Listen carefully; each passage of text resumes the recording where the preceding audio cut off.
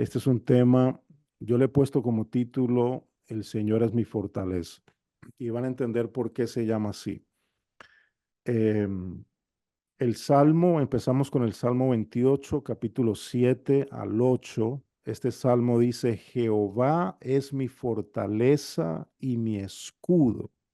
En él confió mi corazón y fui ayudado, por lo que se gozó mi corazón y con mi cántico le alabaré.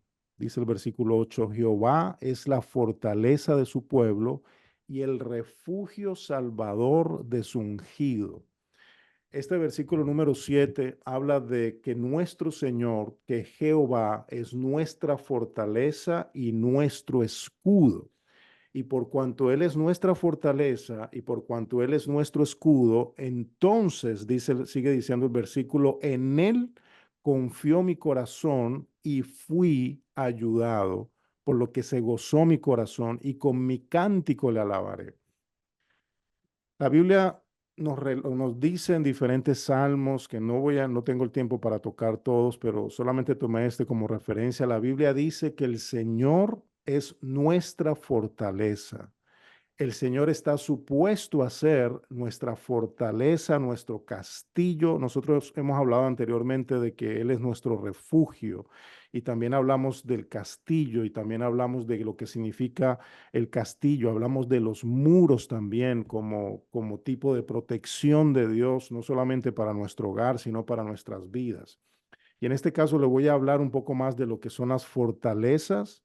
Primero quería poner ese fundamento que entendamos que Dios es nuestra fortaleza. Él es el único que está supuesto a fortalecer nuestras vidas, a ser escudo en nuestras vidas. Él es el único que tiene el derecho legal de poder ser fortaleza en nosotros. Por eso dice el salmista, Jehová es mi fortaleza y mi escudo. Ahora, la contraparte de eso es que así como el Señor quiere ser tu fortaleza o quiere ser tu refugio, así como el Señor quiere ser mi refugio y tu refugio, el enemigo quiere levantar una fortaleza en nuestras mentes para controlar nuestra voluntad. Y eso es lo que básicamente vamos a estar hablando en el día de hoy, cómo el enemigo levanta fortalezas mentales, y lo vamos a entender a través de la palabra de Dios, para entonces controlar la voluntad del ser humano. Habíamos hablado que fortaleza es un recinto fortificado, es un lugar, es como un castillo que se levanta como refugio. Entonces, creo que fue hace 2 semanas que estuvimos hablando acerca de los muros espirituales, cómo levantar esos muros espirituales en nuestro hogar, pero también es importante que conozcamos la parte de cómo el enemigo actúa para levantar fortalezas en nuestra mente, para levantar mentiras en nuestra mente, para engañarnos y llevarnos a su territorio, porque si nos lleva a su territorio, pues va a ser más fácil que caigamos en sus mentiras. Mira lo que dice Segunda de Corintios capítulo 10, el versículo 4 y el 5. Y sobre estos versículos vamos a hablar este tema. Dice, porque las armas, y ojo con esto, porque las armas de nuestra milicia no son carnales. El apóstol Pablo nos habla de milicia. Cuando el apóstol Pablo habla de milicia, habla de una guerra. Y no es una guerra natural, sino una guerra espiritual. El apóstol Pablo podía ver esto, podía visualizar esto como una guerra natural, pero nosotros entendemos por la palabra de Dios que es una guerra espiritual que nosotros libramos diariamente. Entonces el apóstol dice, porque las armas, o sea, mis armas, las armas de mi guerra o de la guerra que tenemos no son carnales. Dice, sino poderosas en Dios para destrucción de fortalezas. Y estas fortalezas son las fortalezas, es un patrón de pensamientos que el enemigo quiere infiltrar en nuestras mentes para entonces engañarnos y poder tomar control de nuestra voluntad. El versículo 5 dice, derribando argumentos y toda altivez que se levanta en contra del conocimiento de Dios y llevando cautivo todo pensamiento a la obediencia en Cristo Jesús. Es importante que entendamos, número uno, que tenemos una guerra. Aunque nuestros ojos literales no lo puedan ver, la Biblia me dice que tenemos una guerra diaria con entes espirituales que nuestros ojos literales no pueden ver, pero sí tenemos una guerra.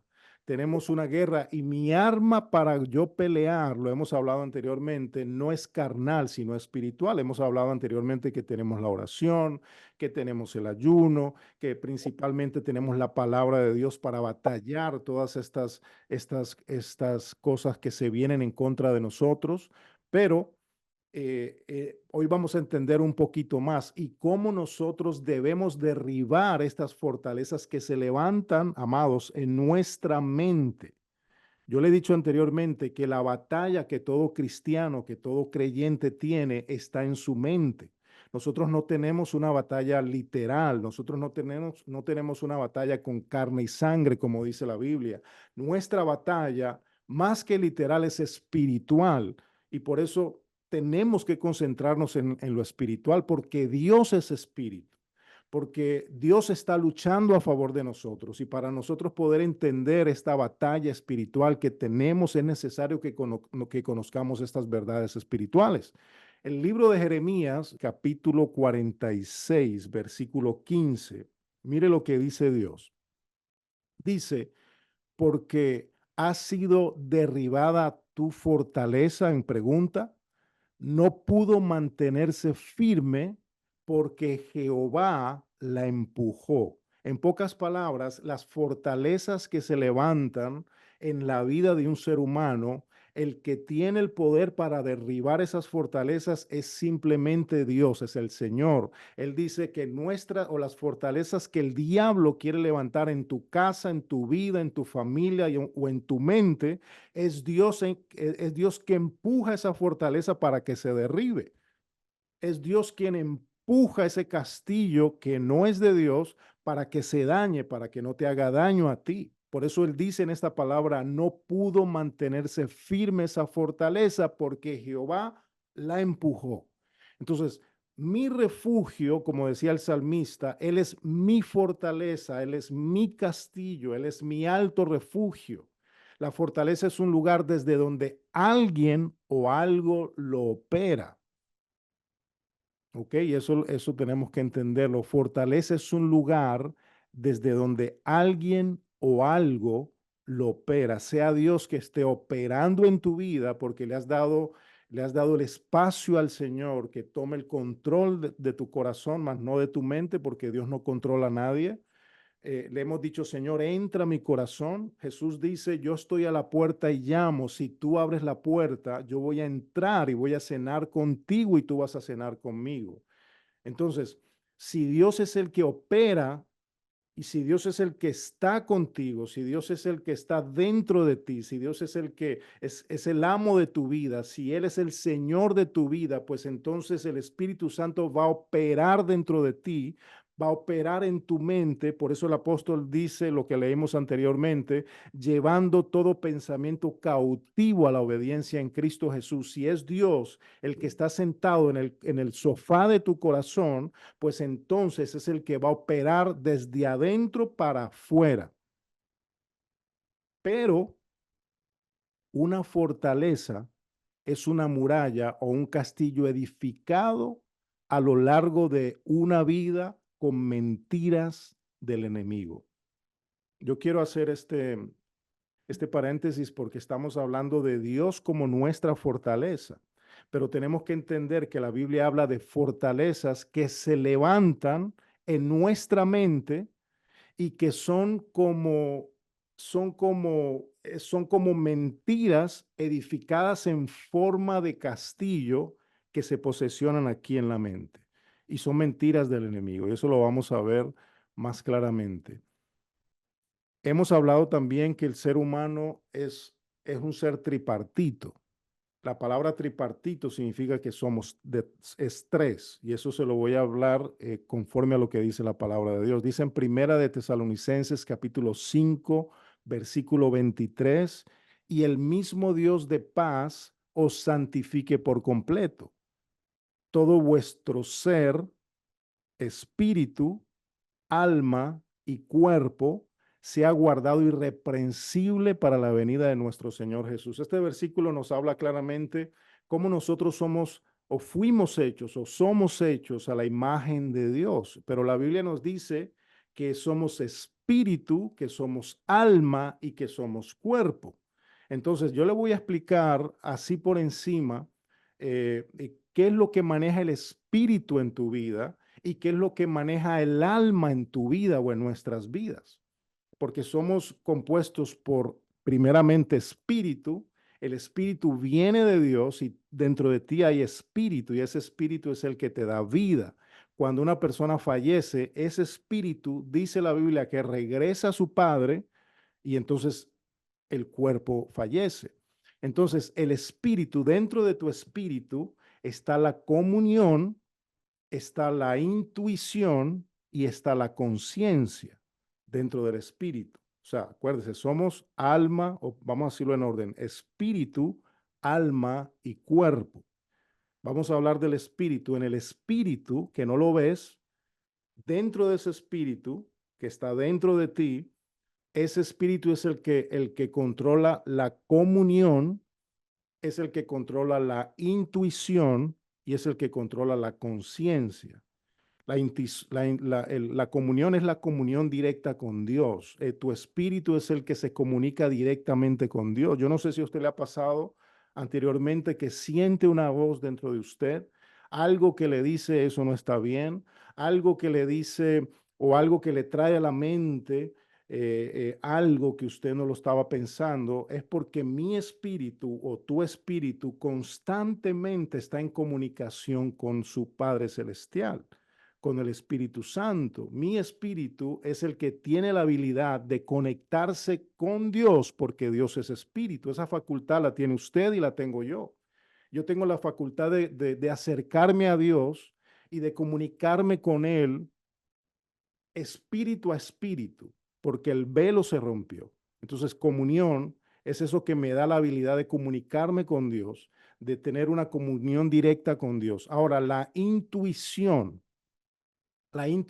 es la facultad de comprender las cosas instantáneamente, sin necesidades de racionamiento. Ahí es cuando el Espíritu Santo entra, hace, pone algo en tu espíritu y lo entiendes en ese momento sin necesidad de pensarlo, porque eso vino directamente con Dios. La Biblia dice que toda la palabra fue inspirada por el Espíritu Santo. Pues bueno, estas personas que escribieron la palabra recibieron esta facultad de comprender instantáneamente cosas que con su raciocinio no la podían entender. Ejemplo, en el tiempo de Moisés, él escribió algo que para usted y para mí ahora es normal. La vida está en la sangre. ¿Cómo él podía saber que la vida estaba en la sangre? Como Moisés en ese tiempo, que no tenían ninguna ciencia como la tenemos ahora, tenían ciencia, pero no como la tenemos ahora, ¿cómo él pudo comprender eso?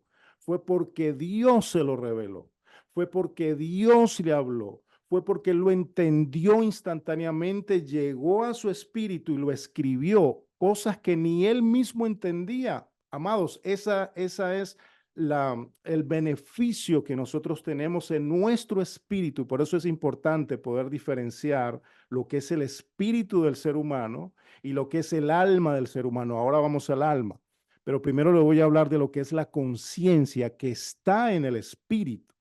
La conciencia es el conocimiento del bien y del mal que permite a la persona enjuiciar moralmente la realidad y los actos, especialmente los propios.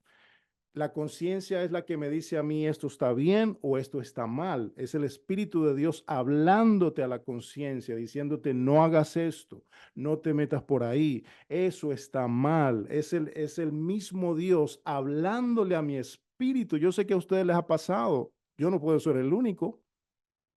que estoy a punto de cometer un error y de momento viene una voz que me habla y me dice, no lo hagas. A mi esposa le ha pasado y a ustedes les ha pasado también. Es esa voz que podemos escuchar en nuestro espíritu y podemos entender instantáneamente que eso está mal hecho. Dios es el que pone la moral en el ser humano y Dios es el que le habla al ser humano. La persona que diga que no conoce el bien y el mal es simplemente una excusa, porque simplemente por lógica yo debo saber qué es bien y qué es mal. ¿Por qué? Porque lo tengo dentro de mí. Tengo ese conocimiento del bien y del mal que me permite a mí juzgar o enjuiciar qué es moral y qué no es moral. Eso es el espíritu, amados.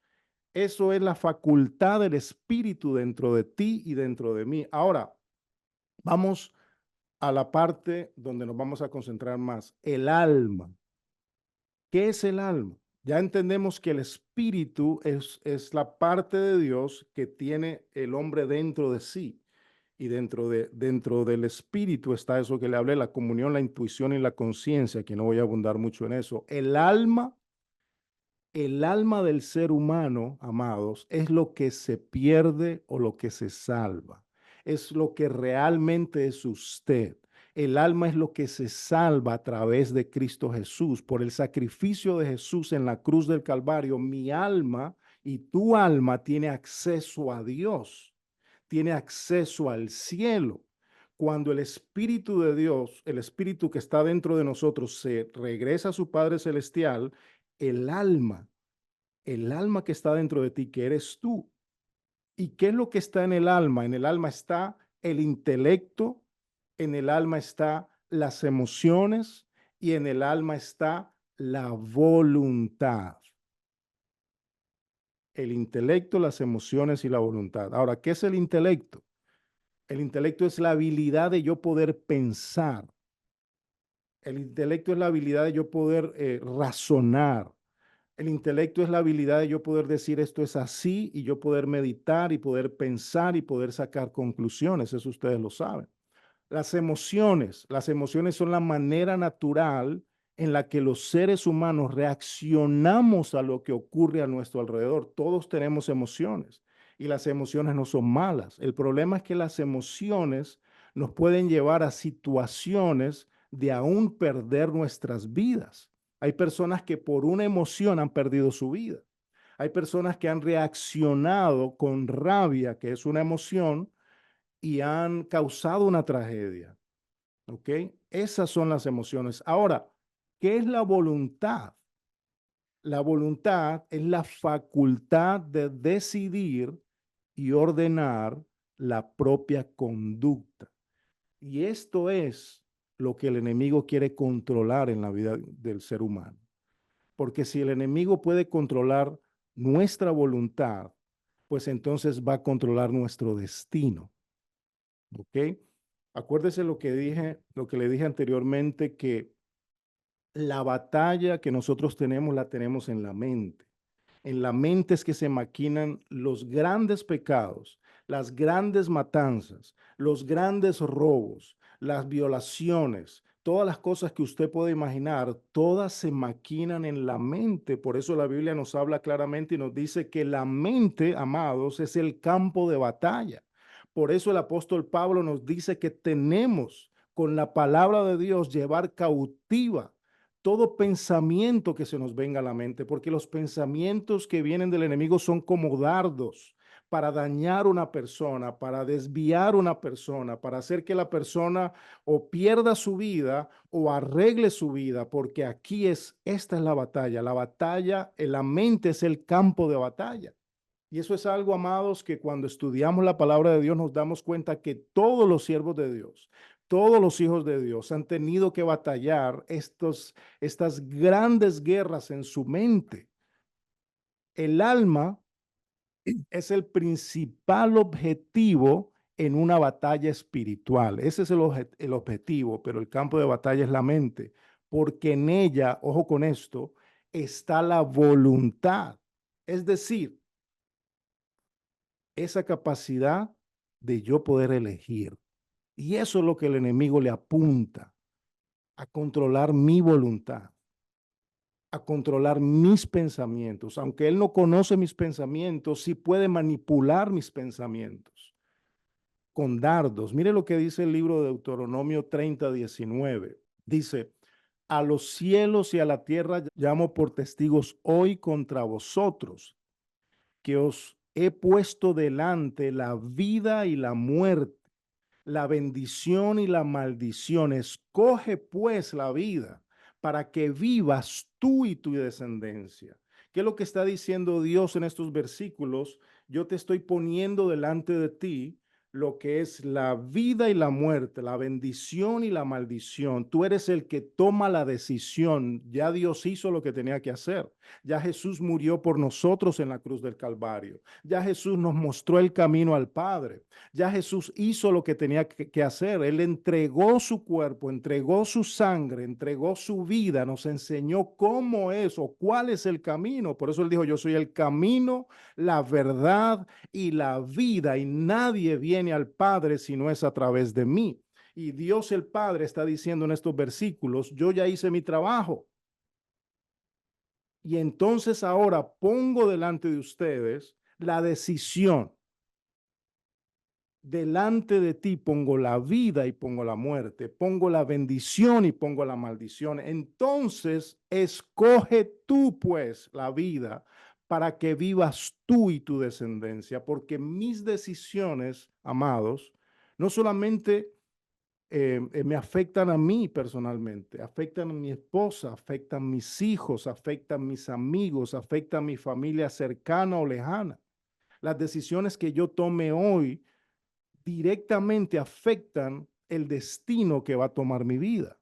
Por eso el enemigo quiere de una manera, eh, digámoslo, mala, manipular esos pensamientos. La voluntad influye, escucha esto, la voluntad influye en nuestro destino y nuestro propósito. Entonces, ¿qué significa esto? Lo que significa es que si yo tomo decisiones con Dios, eso se va a reflejar no solamente en mi presente, sino también en el futuro que tengo por delante. Si yo tomo decisiones por Dios, por lo que dice la palabra de Dios, mi vida, mi camino no va a ser fácil, porque Jesús dijo, en el mundo tendréis aflicciones, pero confíen porque yo he vencido al mundo. No va a ser fácil, pero va a ser seguro con Dios.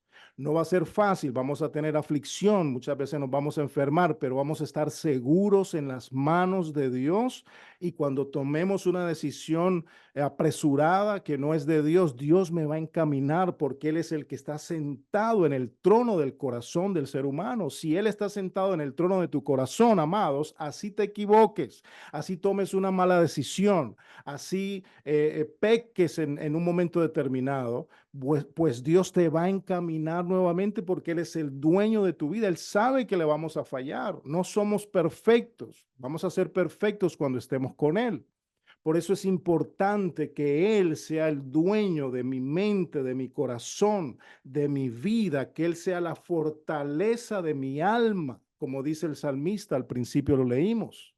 Si Él es el dueño de tu corazón, amados, en el camino, Él va a enderezar mi sendero. Por eso la Biblia dice que la palabra de Dios es como lumbrera a nuestro camino. Caminamos en oscuridad, pero cuando la palabra de Dios alumbra ese camino, pues entonces voy a caminar por el destino y el propósito que Dios tiene conmigo.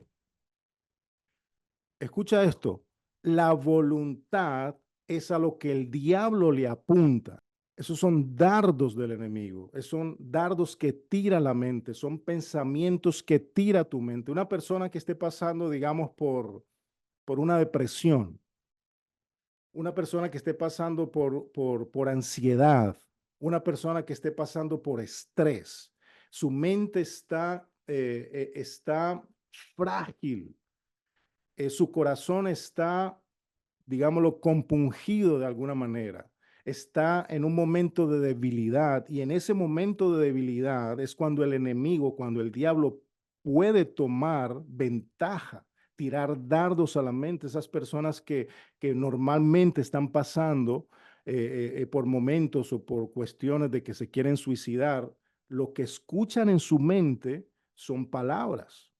Lo que escuchan en su mente es una voz que le habla y le dice, suicídate, esta vida ya no sirve, ya tú eres un fracasado, tú eres una fracasada, no vas a llegar a ningún lugar. Es más, Dios no te ama, tu familia no te ama, tus amigos no te quieren, tú eres un estorbo aquí en la tierra. Quítate la vida y vas a estar mejor. Esos son dardos del enemigo. Esos son influencias. Como le dije anteriormente, el diablo no conoce tus pensamientos, pero sí puede manipular tus pensamientos con dardos. Esos dardos, como la Biblia llama dardos, son pensamientos que tira la mente para entonces manipular mi pensamiento. Entonces, la voluntad es lo que el diablo quiere controlar en un ser humano, porque si controla la voluntad de un ser humano, pues entonces podrá frustrar el destino de esa persona. ¿Sabes por qué? Porque todos nosotros nacemos con un gran propósito de Dios.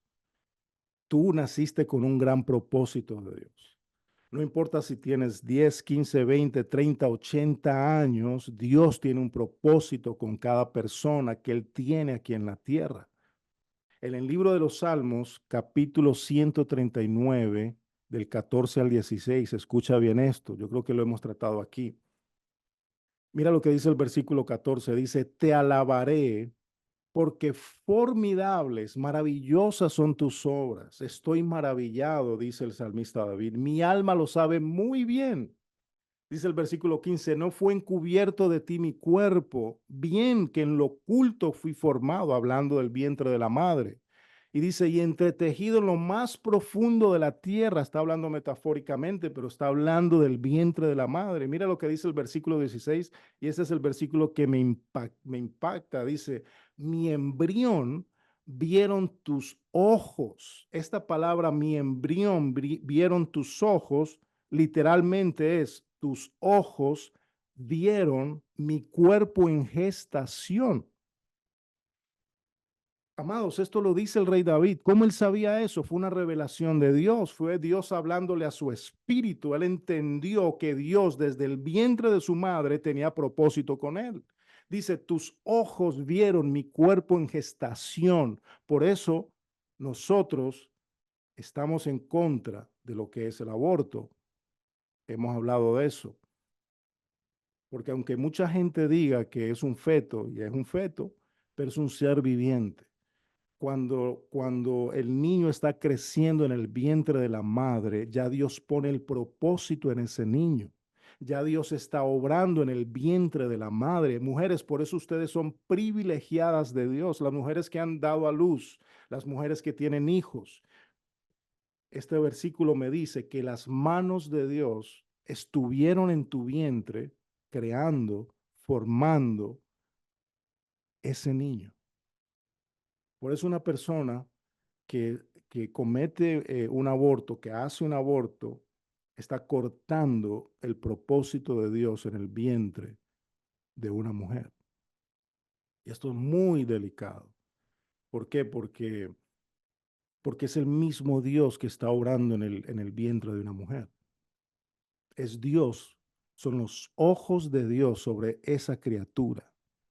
Por eso una persona, y yo he escuchado tantas entrevistas de algunos doctores que dicen, no, pero no es todavía un ser humano. No, pero todavía no es un ser humano. O sea, tantas barbaridades. Si tan solo conocieren la palabra de Dios, se darían cuenta que el mismo Dios está en el vientre de la mujer obrando, porque amados, el niño no nace de la nada, nada no produce nada. Solo Dios puede producir esa vida ahí. Entonces, cuando, cuando el salmista David entiende que desde que nace hay un propósito en la vida de esa persona, tú desde que naciste Dios puso ese propósito en tu vida, tus hijos tienen propósito de Dios, tu familia tiene propósito de Dios, aquellos que aún estando en lo más bajo, en lo más malo, en lo más podrido, en el pecado más grande, aún esa persona, Dios tiene propósito con esa persona y Dios puede liberar a esa persona. ¿Por qué? Porque vino desde el vientre de la madre con un propósito divino. Todo ser humano que está sobre la faz de la tierra fue creado por Dios, fue creado para Dios, para la gloria de Dios. Y dice el versículo 16, sigue diciendo, mi embrión vieron tus ojos y en tu libro estaban escritas todas aquellas cosas que fueron luego formadas sin faltar una de ellas. Amado, si usted cree que esta es la palabra de Dios, si usted cree que este es Dios hablando, pues entonces nuestra fe tiene que estar puesta en lo que Dios dice de nosotros, en que cuando yo estaba en el vientre de la madre, Dios me vio, Dios vio mi nacimiento, Dios recibió mi vida cuando yo salía a la superficie o cuando salí del vientre de mi madre, fue Dios quien me recibió. Dios planificó nuestros días y a eso es lo que el enemigo le apunta, a truncar ese propósito que Dios tiene con cada uno de nosotros. El libro de Jeremías 29:11, lo voy a leer de la Nueva Versión Internacional. Dice, porque yo conozco los planes que tengo con ustedes, dice el Señor. Planes de bienestar y no de calamidad, a fin de darles un futuro y una esperanza. Esto es Dios hablándole a Jeremías. A ese mismo Jeremías, él dice que lo llamó desde el vientre de su madre, desde que antes de que naciera ya lo había llamado. Cuando nació le puso su propósito en él. Así que, amados, todos nosotros en Dios tenemos un propósito y eso es lo que el diablo quiere detener. El diablo quiere detener el propósito de Dios de una persona. ¿Y cómo lo hace? Tratando de infiltrar su mente, que es el campo de batalla, con mentiras. Tratando de infiltrar su mente con mentiras que se levanta como un patrón de pensamientos para entonces manipular a la persona. En el libro de Juan, capítulo 10, versículo 10, mire, así como Dios tiene un propósito contigo, el diablo también tiene un propósito contigo. Dios tiene un propósito conmigo, pero el diablo también tiene un propósito conmigo. Mire lo que dice Juan 10:10. El ladrón, y el ladrón, esta palabra ladrón se refiere a Satanás. 10 dice, no viene sino para hurtar y matar y destruir. Dice, yo he venido para que tengan vida y para que la tengan en abundancia. Entonces, el mismo Jesús nos revela cuál es el propósito del enemigo. El mismo Jesús dice, Él solamente vino para hurtar, para matar y para destruir el plan de Dios en la vida del ser humano, pero yo he venido para que tengan vida y para que la tengan en abundancia. Yo siempre he dicho que, que Dios nos hizo a todos nosotros para que le sirvamos a Él. Pero cuando mi vida no le sirve a Dios, el enemigo me va a tratar de utilizar para que yo le sirva a Él. Entre más grande es el propósito, más fuerte es el ataque. Cuando Dios tiene un propósito con una persona, amados, yo creo que ya casi vamos a terminarlo, voy a tener que terminar la próxima semana, que viene el Everest de todo este tema, lo vamos a tratar la próxima semana para poder terminar, porque es mucho. Y eso que lo acorté bastante, dice, entre más grande es el propósito, más fuerte es el ataque. Y si usted me dice, pero ¿cuál es un ejemplo? Hay muchos ejemplos en la Biblia. Uno de los ejemplos es Abraham, otro ejemplo es José, todo lo que tuvo que pasar. Job, que lo hemos leído acá, lo hemos estudiado acá. El mismo Jesús, estando en el desierto, fue tentado, fue pasado por todas las pruebas porque el enemigo sabía que había un gran propósito. María, la misma María, todo lo que tuvo que pasar. Los apóstoles, todos los apóstoles, a excepción de Juan, todos murieron mártires. El diablo es un asesino de propósitos. Él no puede afectar tu propósito sin antes afectar tu voluntad. Y si entonces afecta tu voluntad, va a afectar las decisiones que tomes. Para controlar, y termino con esto, para controlar el destino de una persona, es necesario controlar su voluntad. Y para controlar su voluntad, es imprescindible controlar sus emociones. Y entonces para controlar sus emociones, hay que controlar su mente. Es una cadena, amados. Es una cadena. El enemigo se manifiesta en nuestra mente, controla mis emociones.